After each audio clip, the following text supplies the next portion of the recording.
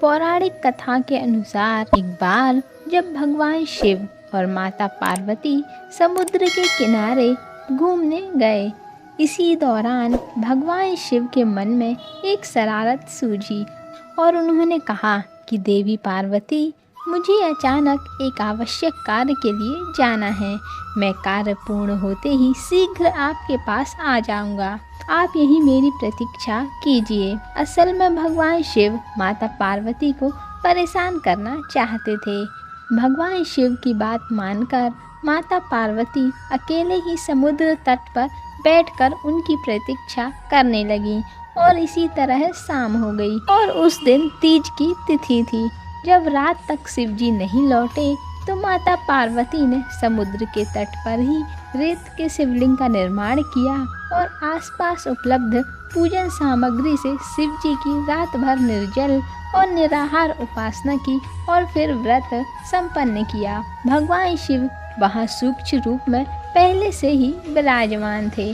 वो सभी गतिविधियों को निहार रहे थे।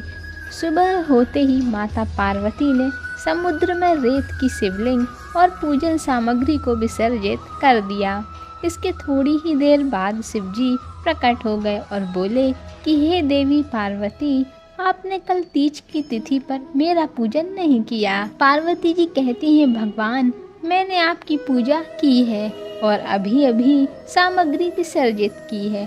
भगवान शिव अभी भी माता पार्वती के साथ ठिठोली कर रहे थे और बोले कि हे पार्वती, मुझे तो पूजा का कोई चिन्ह दिखाई नहीं देता है। अगर तुमने पूजा की है तो उसका प्रमाण दीजिए। शिवजी की यह बात सुनकर माता पार्वती ने आसपास देखा और उन्हें वहाँ एक गाय नजर आई। उन्होंने भगवान शिव से कहा, यह गाय मेरे पूजन की साक्षी है। जब मैं पूजा कर रही थी तब यह गाय यहीं उपस्थित थी। भगवान शिव ने गाय से पूछा, क्या देवी पार्वती ने मेरा पूजन किया है? तो गाय ने ना में सिर हिला दिया। भगवान शिव ने कहा, पार्वती, आप असत्य कह रही हैं। गाय ने तो गवाही नहीं दी।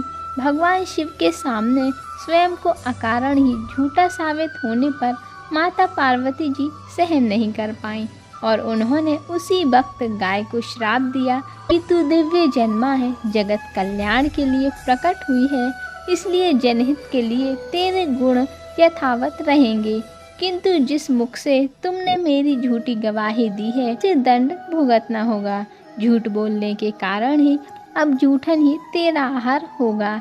इस तरह झूठ बोलने से गौ माता पार्वती देवी के क्रोध की भागीदार बन गई और आज तक उनकी संतान अच्छा भोजन प्राप्त होने के बावजूद भी जूठन खाती है।